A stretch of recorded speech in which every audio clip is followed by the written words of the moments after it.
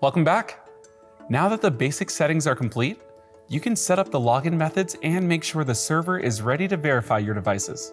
In this second of a two-part episode of Cisco Tech Talk, I'll finish setting up 802.1x and MAB on a Catalyst 1300 switch via GUI next.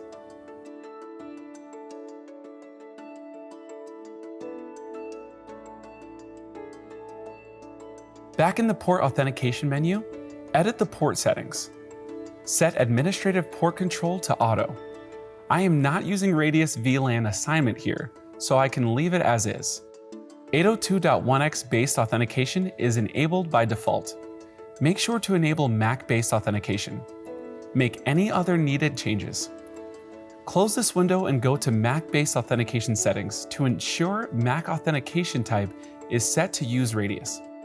If EAP is selected here, then the Radius server will recognize as a standard 802.1x authenticated device. If configured as Radius, then it will recognize this as MAC Authentication Bypass. In MAC-based authentication, the supplicant's username is based on the supplicant device MAC address. The username format is how it will structure the username based off the MAC address. How you will group characters and how you will separate characters. This will govern how the MAC address accounts are structured on your ISE or Radius server. Apply and then save the changes. Now, shift focus to the Radius server, in this case, an ISE server.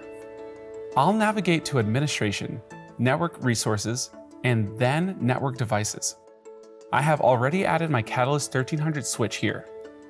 I'll verify that the IP address is correct and that the key matches the one entered on the switch earlier. Ensure that you have created a user account to the Radius server with a valid password for the 802.1x authentication. Be sure to also do the needed configurations on the ISE server as well. Okay, everything should be set. I'll connect the IP phone and the computer to port 1 of the switch to test the setup. I'll navigate to the security section on the switch, select 802.1x authentication, and click on Authenticated Hosts. Here, I'll confirm that the phone is authenticated using its MAC address. The computer is using the 802.1x user credentials. I can also check the Authenticated Session tab to see that the status is authorized. If you're using an ISE server, you can verify this in the Operations menu by selecting Radius and then Live Logs. You will see the MAC address of the phone authorized via MAC Authentication Bypass and the computer authorized via 802.1x. Clicking these sessions lets you see the specific details of each connection. There you have it. Managing network security does not have to be complicated. By following these steps, you ensure that every device connected to your switch is properly identified and authorized. Thank you for watching.